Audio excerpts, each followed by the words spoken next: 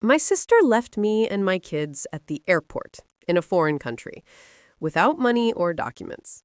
She wanted to get rid of me so she could take my house. When she opened the door to the house, we were already there, and I said, "Oh, you're back. I have a surprise for you." My name's Mara. I'm 33, a single mom of 2. Liam is 8, Zoe's 5. I work as a dental assistant, part-time nights at a bakery on weekends. I'm the older sister, the stable one, the one with a folder of receipts, labeled drawers, and a calendar that looks like a war map. I own a small house with a stubborn lawn and a cracked blue mailbox. It's not fancy, but it's mine. I fixed the leaking sink myself. I painted the kids' room with little stars that glow at night. I'm the person who shows up with jumper cables and snacks. My sister is Tessa. She's 29, pretty in that Instagram way, always between opportunities, always 2 steps from a new plan. Our mother calls her free-spirited. Our aunt calls her a handful. I've been covering Tessa's temporary emergencies for a long time. Phone bill 1 month, a deposit the next. I told myself I was being kind. Family, right? I didn't realize kindness had an overdraft limit until the morning at the airport. It started with her voice in my ear, bright and sharp over the noise of rolling suitcases. "Don't start, Mara," she said. "You owe me this." We were standing by the check-in desk at a crowded terminal in a city I'd never been to before. The air smelled like coffee and shoe polish. Liam leaned against my leg. Zoe held my hand with sticky fingers. Our flight home was in 3 hours. I'd slept 2 the night before and could feel the headache building behind my eyes. "Tess, it's not safe to separate," I said. "Just wait." She laughed. "You're so dramatic." A line of people shuffled forward. I checked my backpack for the 10th time. Passports, tickets, cash in a little envelope. I patted everything like a nervous magician. Tessa stepped closer, perfume and impatience. She said, "Give me the documents," low enough that only I heard. "I'll handle the luggage thing. You get snacks for the kids. We'll meet at security. Easy." I hesitated. That was the first flicker in my stomach, the one I ignored because I had 100 other things to think about. Liam tugged my sleeve. Zoe whispered, "Can we get the pink yogurt?" Tessa rolled her eyes. "Stop making this complicated." I handed her the envelope. Passports, boarding passes, cash. She slid it into her tote with a practiced motion and smiled like a cat. "There," she said. "See? Teamwork." We moved with the crowd. She walked fast, too fast. The last thing she said before disappearing into the throng wasn't even to me. It was into her phone, bright and cutting. Yeah, I've got it. She's clueless. By the time she notices, it'll be done." That was the first trigger. 6 words that didn't fit right. She's clueless. It'll be done. I looked down at my kids, then up at the moving river of people and told myself I'd misheard. I told myself Tessa was being Tessa. I told myself to breathe. 5 minutes later, she was gone. I didn't always carry our family like a backpack full of bricks. It just grew on me, 1 brick at a time. Dad left when I was 12. Mom cried for a month and then fell in love with the idea that the next big thing would save everything. New boyfriend, new job, new miracle. Tessa learned early that if she made enough noise, someone would rescue her. I learned that if I kept things smooth, no one would get mad. We grew into our parts like costumes that wouldn't come off. At 18, I worked 2 jobs and saved every crumpled dollar and a coffee can under my bed. I didn't go away to college. I kept the lights on. When Tessa wrecked Mom's car, I paid the deductible. When she got an apartment and forgot about rent, I covered just this month. When she started a boutique pop-up with a friend and ordered inventory on a credit card, I co-signed a small loan because she cried on my porch and said, "I'll lose everything, Mara." When she didn't pay it, the calls came to me. I hid them from my kids by turning up the TV. The house?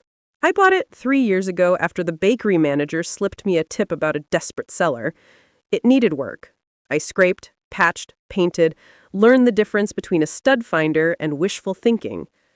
I love that house like a person. The mortgage is in my name alone.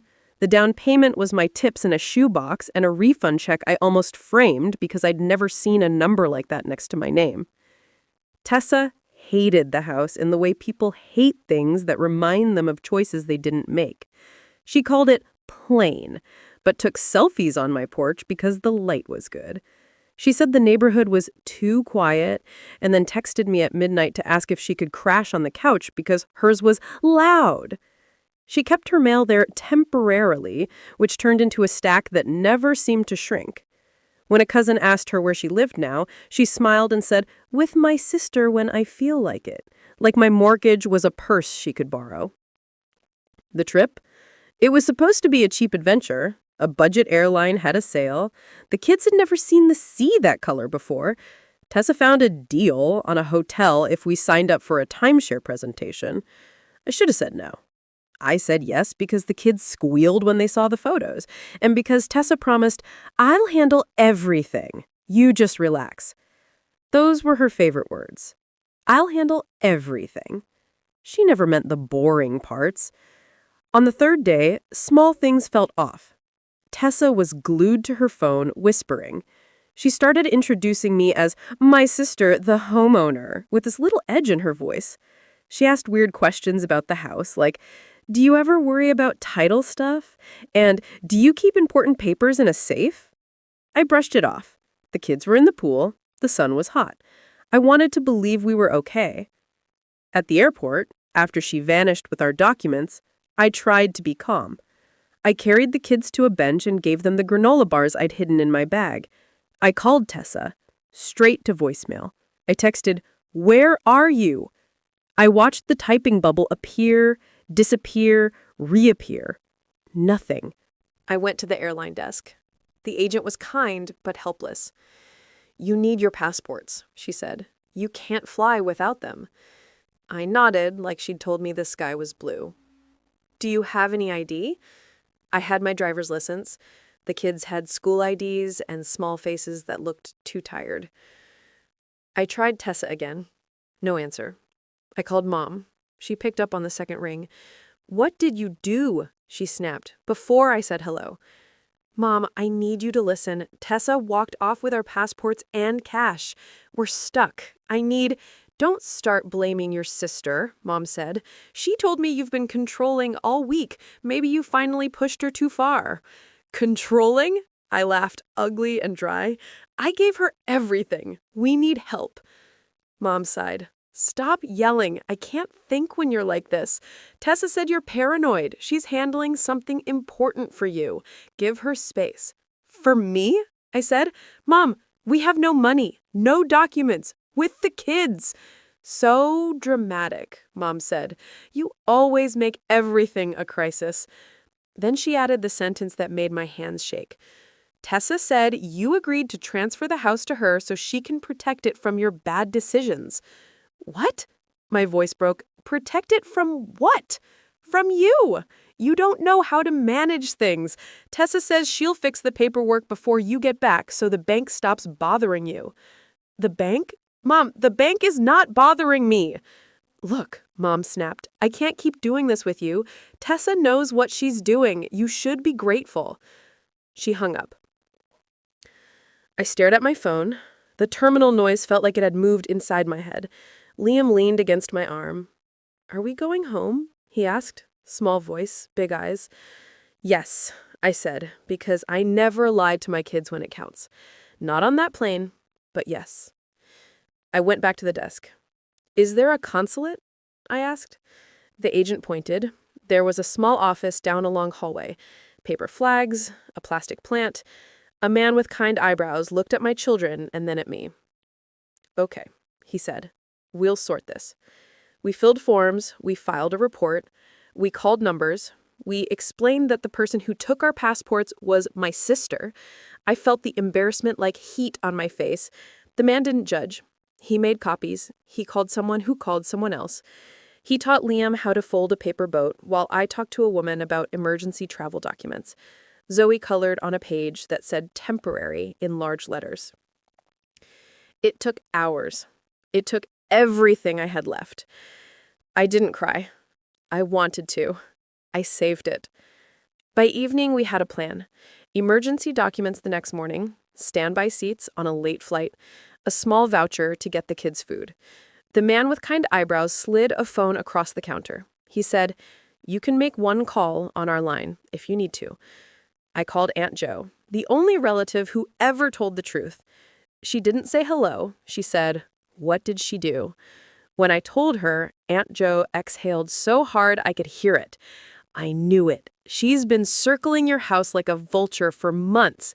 Your mom's letting her use the spare key. She told the cousins you donated it to her future business. Sit tight, get home. And Mara, she's not just messy, she's cruel." That night, the kids fell asleep on 2 plastic chairs with my coat as a blanket. I kept watch with a cup of bitter coffee and a mind that wouldn't sit still. The math lined up ugly. Tessa had my passports and the cash. If she went to my house with the spare key, she could take my documents from the fireproof box. She could pull mail. She could try to mess with the title because she knew just enough to be dangerous. And she'd left us here to do it. We got home on a red-eye with emergency papers and 2 kids who slept like rocks through turbulence. I carried them like warm laundry to Aunt Jo's car. She drove with both hands tight on the wheel. "Mara," she said, "I have to tell you something. Tessa has been living at your place while you were gone." My chest went cold. "What?" "She posted a video from your kitchen yesterday. I only saw it because your cousin sent it to me. Said, 'Is Mara renting to Tessa now?' It had your mugs in the background, your fridge magnets." I swallowed. "A spare key," I said. "Mom." Aunt Jo nodded. "I went over last night. Your porch light was on. Her car was in your drive. She didn't open the door when I knocked, but I heard music. I called the police for a wellness check. They said it's a civil matter because she has a key." I closed my eyes. "Listen," Aunt Jo said, softer now. "I had a locksmith meet us this morning. He's waiting a block away. If you want to change your locks, you can. It's your house. Title's only in your name. I checked the county site." We pulled onto my street as the sky lightened. The house looked the same, but wrong. The way a face looks wrong when someone else is wearing your glasses. The blinds were tilted. The porch chair was at a strange angle. A pair of shiny shoes I didn't own sat by the doormat like a dare. Aunt Jo parked 2 houses down. She said, "We do this quick. In and out." The locksmith moved like a ghost. 10 minutes later, the front door clicked open. The smell hit first. Sweet perfume, old takeout, my kids' shampoo. There were grocery bags on the counter I hadn't bought, a jacket I'd never seen on my chair, a mug with lipstick on the rim near my sink. On the coffee table, a stack of papers, my insurance, my mortgage statement, copies of my deed. My fireproof box sat open on the floor, keys scattered like confetti. I felt something inside me go very still. We worked fast. I gathered the kids' documents. I took photos of everything. I put my originals in a bag Aunt Jo had brought, a heavy canvas thing with a zipper and a lock. I wiped the countertop with a shaking hand because I needed to do something I could finish. The locksmith installed new deadbolts. We changed the code on the garage. I texted my neighbor, Mr. Patel, to ask if he could keep an eye out. We were almost done when a car door slammed outside. "Tessa!" she sang as she walked up the path. She put her key in the lock, confused when it stuck. She jiggled it, then knocked twice, light and fake polite. "Mara? Hey, let me in." I opened the door. Her smile froze. She blinked at Aunt Jo, at the locksmith's drill, at the bag by my feet. "What?" "Oh," I said, calm in a way that felt new in my mouth.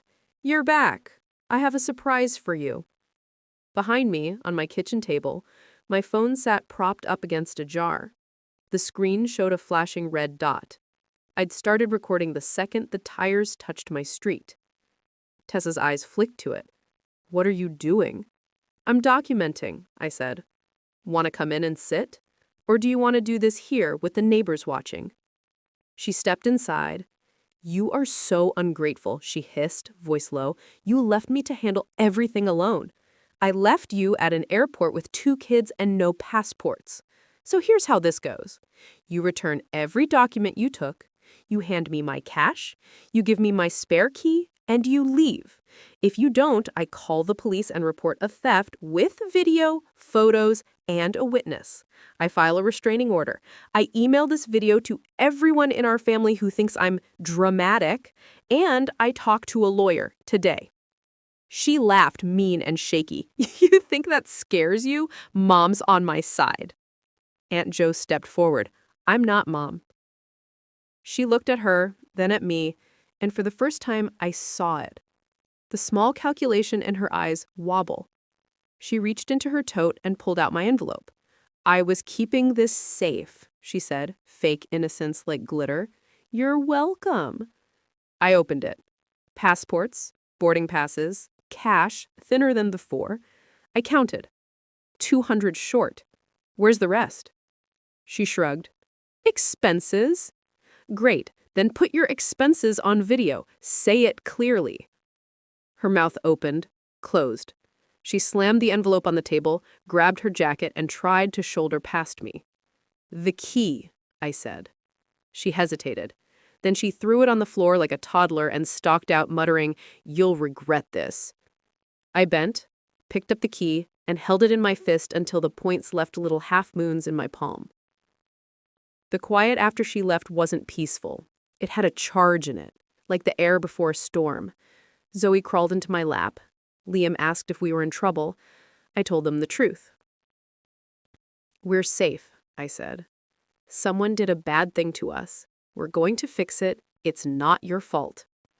We ate cereal at my table, even though it was nearly noon. The bowls clinked. I watched them slowly, breathing like I'd been underwater and had just surfaced. My phone buzzed. "Mom." I let it ring. The voicemail came in hot. "How dare you treat your sister like a criminal? She was helping you. Give her the house like you promised." "I never promised," I whispered to nobody, then hit save. The second voicemail was cooler, meaner. "You always were jealous of Tessa. She told me you're trying to cut her out of her home." Her home. I sat down and opened my laptop. I have a list on my desktop called Bad Day Plan. It's dumb and kept me alive. Step 1, eat something. Step 2, gather facts. Step 3, write it all down. Step 4, call the person who tells the truth. Step 5, take the smallest next step. I started gathering. I took photos of the open fireproof box, the scattered keys, the documents. I exported the airport texts, the missed calls, the video of her walking in with the red light blinking. I made a timeline. 9:10 a.m., flight check-in. 9:14, Tessa asks for documents. 9:20, Tessa disappears. 9:31, first call to Tessa. 10:05, call to Mom. The consulate names, the emergency papers, the locksmith invoice. I put it all in a folder called House. Facts felt like stones I could stand on. Then I called a lawyer, recommended by a coworker who went through a nightmare with her ex. The receptionist listened to 3 sentences and said, "Can you come at 2?" I took the kids to Aunt Jo's, kissed their heads, and drove. The lawyer's office smelled like paper and coffee and a candle that tried too hard to be a meadow. I sat in a chair that squeaked and told him everything. I expected him to raise his eyebrows at, "My sister stole my passports to take my house." He didn't. He asked for dates. He asked for copies. He asked if the title was only in my name. Yes. He nodded. "Here's the good news," he said.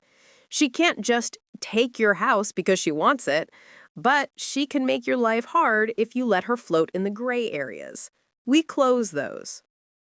He drafted a letter to Tessa and to my mother. "Do not return to this property. Do not use any key or code. Any further entry will be trespass. Any interference with mail or documents will be reported." He helped me file a police report, not because the police would ride in on horses, but because paper creates a trail. He told me to get a P.O. box, to move my utilities to a password-protected portal, and to set up two-factor authentication on everything. He looked at the video and said, "Keep 3 copies." When I asked about a restraining order, he said, "We can try. Judges like current threat. What you have is a strong pattern. It may be enough." We filed for a temporary one. He didn't promise outcomes. He gave me tasks. On the way home, my phone lit up with a new number, text after text. From Tessa. "You humiliated me today, Mara.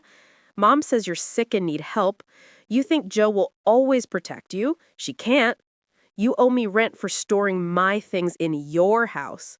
I laughed out loud at that one. "You're going to be sorry." I didn't reply. I screenshotted. I dropped each into the house folder. I sent copies to Aunt Jo and to the lawyer. I added dates.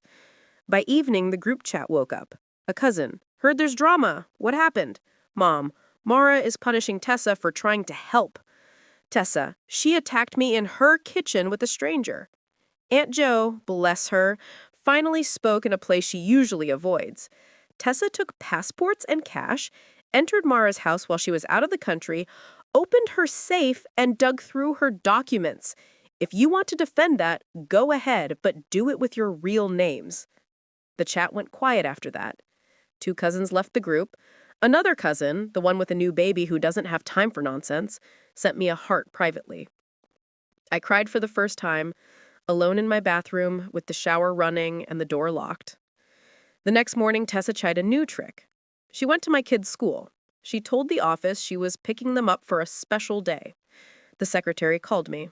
I was there in 5 minutes, breathless and shaking. The principal met me at the door with a hand on my shoulder. "He showed us a photo of your front porch to prove she lives there," he said gently. "I have a letter and a police report number."